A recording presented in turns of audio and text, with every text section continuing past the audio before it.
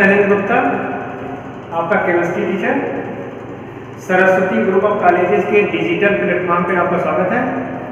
आज हम लोग BSc first year chemistry paper second का स्ट्रक्चर एंड बॉन्डिंग चैप्टर से रिलेटेड एक टॉपिक है एरोमेटिसिटी, जिसके बारे में हम लोग पढ़ेंगे। तो आइए हम लोग देखते हैं। जैसा कि हमें पता है कि जो बेंजीन होता है, बेंजीन में एक स्पेशल टाइप का कैरेक्टर पाया जाता है। यह जो कैरेक्टर है वो बेंजीन में नहीं, बेंजीन से रिलेटेड जितने कंपाउंड होते हैं सभी में यहाँ पाया जाता है। इस कंपाउंड को या बेंजीन से रिलेटेड जो यह प्रॉपर्टीज है, इस प्रॉपर्टीज को हम एरोमेटिसिटी कहते हैं। एरोमेटिसिटी एक ऐसा प्रॉपर्टीज होता है जिसके कुछ रूल होते हैं, उस रूल को जो फॉलो करता है उसी को हम एरोमेटिक कंपाउंड्स कहते हैं। इसका फर्स्ट जो रूल होता है कि जो कंपाउंड है वह कंपाउंड साइक्लिक होना चाहिए। कंपाउंड मस्ट बी साइक्लिक, यानी साइक्लिक होना चाहिए। सेकेंड रूल है वह है कि जो कंपाउंड है fully conjugated by P orbital होना चाहिए। वह fully conjugated by P orbital. जो कंपाउंड है वह फुल्ली पी ऑर्बिटल से कॉन्जुगेटेड होना चाहिए। जैसे कि हम बेंजीन में देखेंगे, सभी जो कार्बन है सभी कार्बन में sp2 हाइब्रिडाइजेशन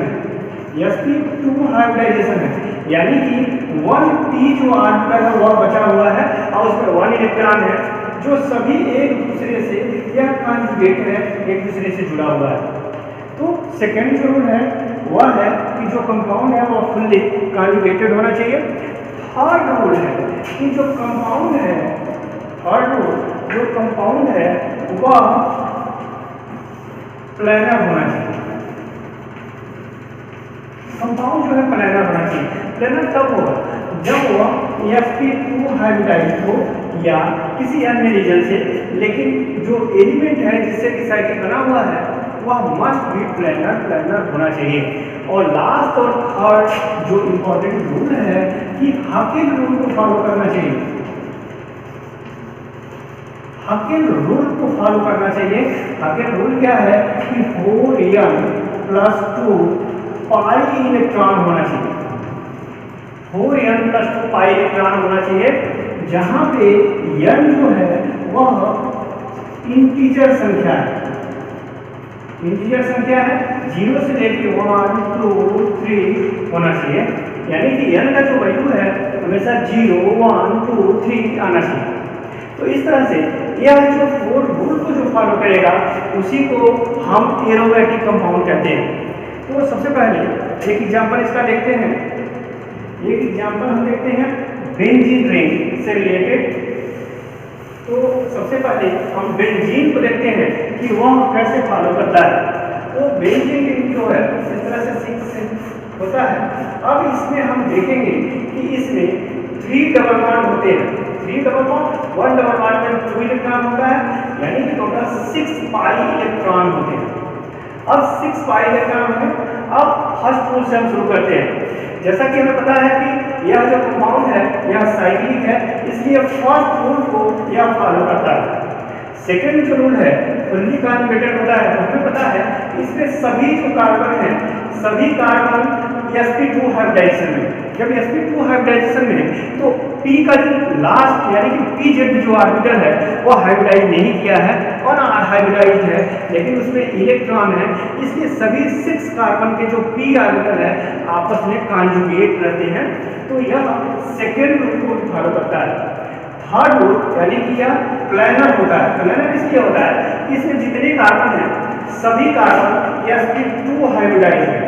सभी sp2 हाइब्रिडाइज्ड हैं, सभी जो है sp2 हाइब्रिडाइज्ड है, यह भी और यह सभी sp2 हाइब्रिडाइज्ड है। और हमें पता है कि जो sp2 हाइब्रिडाइज्ड ऑर्बिटल्स होते हैं, जो sp2 हाइब्रिडाइज्ड कंपाउंड्स होते हैं, उन कंपाउंड में जो उसकी ज्योमेट्री है वह प्लेनर होता है।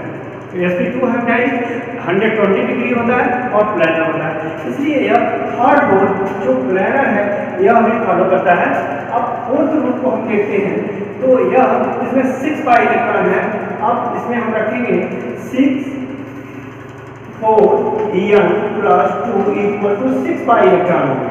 6 पाई इलेक्ट्रॉन होंगे तो यह 2 इधर जाएगा तो हो जाएगा 6 minus 2 4 n equal to 6 minus 2 यानी कि 4, यहाँ पे n इक्वल टू 4/4 यानी n इक्वल टू 1 हो जाएगा। तो यहाँ देखेंगे यह एक इंटीजर संख्या है यानी कि यह हाकेल रूल को फॉलो कर रहा है। इस आधार पे हम कह सकते हैं कि बेंजीन जो है वह एक एरोमेटिक कंपाउंड है। कुछ और इसके एग्जाम्पल हम देखते हैं कि यह उसको फॉलो करता है कि नहीं।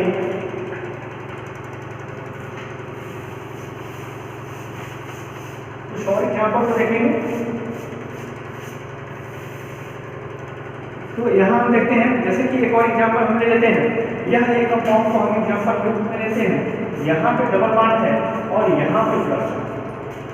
अब देखेंगे कि यह जो कंपाउंड है, यह कंपाउंड फर्स्ट रूल यानी कि साइक्लिक फर्स्ट रूल को यह फॉलो करता है, क्योंकि यह एक साइक्लिक कंपाउंड है, फर्स्ट रूल को फॉलो करता है। अब सेकंड कॉन्जुगेटेड है कि नहीं, तो कॉन्जुगेटेड है कि नहीं इसका एक और तरीका होता है जिसे हम देख लेंगे कि यह रेजोनेंस स्टेबलाइज है कि नहीं। तो इस तरह से अगर यहाँ पे प्लस है या बॉन्डिंग इलेक्ट्रॉन है, यदि यह यहाँ मूव करके जाएगा तो प्लस यहाँ आ जाएगा, तो हमें इस तरह से एक रेजोनेटिव स्ट्रक्चर मिलेगा। यहाँ पे यहाँ प्लस आ जाएगा, यह बॉन्ड यहाँ आएगा तो यह प्लस यहाँ आ जाएगा, यानी कि इस तरह से यहाँ पे प्लस हो जाएगा यह बॉन्ड, यानी कि जो पाई इलेक्ट्रॉन है वह डीलोकेलाइज्ड है, यह पाई इलेक्ट्रॉन मूव कर रहा है। इसलिए हम कह सकते हैं कि यह जो कंपाउंड है यह फुल्ली कॉन्जुगेटेड है, यानी कि यह सेकंड रूल को फॉलो कर रहा है।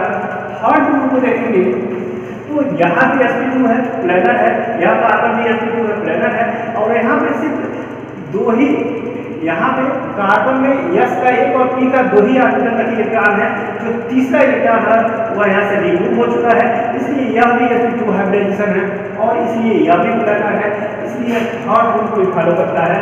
अब हाकेल रूल को देखेंगे तो यहाँ जो पाई इलेक्ट्रॉन है 2 पाई इलेक्ट्रॉन है, तो हाकेल रूल को देखेंगे 4n plus 2 4n plus 2 equal to 2 इधर जाएगा तो हो जाएगा 4n 2 माइनस 2 इक्वल टू 0, यानी कि n 4n तो n इक्वल टू 0.4 यानी n इक्वल टू 0। तो यहाँ देखेंगे n इक्वल टू 0 आ जाएगा, यानी यह एक इंटीजर संख्या है, यानी कि यह फोर्थ रूल को फॉलो कर रहा है, इसलिए इसको हम कह सकते हैं यह एक एरोमेटिक कंपाउंड है। तो इस तरह से हम देखेंगे इन 4 जो इसके रूल हैं, इस रूल को जो फॉलो करेगा वो सभी आपके एरोमेटिक कंपाउंड होंगे। इसी के साथ एक और होता है जिसको हम एंटी एरोमेटिक कहते हैं। एक सेकंड टाइप का होता है जिसको एंटी एरोमेटिक कहा जाता है। कुछ ऐसे कंपाउंड हैं, जैसे कि एग्जाम्पल में हम देख सकते हैं, इस तरह से अगर कोई कंपाउंड है, यहाँ पे यह कंपाउंड है, यहाँ पे हम देखेंगे कि यह इन सभी रूल को फॉलो करेगा, जैसे कि यह साइक्लिक है, यह कंपाउंड साइक्लिक है, फुल्ली कॉन्जुगेटेड है या कॉन्जुगेटेड है, यानी फर्स्ट रूल को भी फॉलो कर रहा है, सेकंड रूल को भी फॉलो कर रहा है, और यह प्लेनर भी है, इसलिए थर्ड रूल को भी फॉलो कर रहा है। लेकिन यह इस रूल को फॉलो नहीं करेगा, तो इसके लिए एक नया रूल दिया गया है हाकेल के द्वारा, वह है 4n equal to pi electron. इन सभी फर्स्ट सेकंड थर्ड रूल को फॉलो करता है, और यदि इस रूल को फॉलो करेगा तो इसको हम एंटी एरोमेटिक कहेंगे। यह फोर्थ रूल होता है। तो यहाँ देखेंगे कि यह कंपाउंड जो है इस नए रूल को फॉलो करेगा, और इसलिए यह जो कंपाउंड होगा यह एंटी एरोमेटिक है। तो इस तरह से हम लोग 2 तरह के कंपाउंड के बारे में हम लोगों ने पढ़ा, एक एरोमेटिक, एक नॉन एरोमेटिक। अगले वीडियो में हम फिर मिलेंगे और एक नए टॉपिक को पढ़ेंगे। तब तक के लिए आपको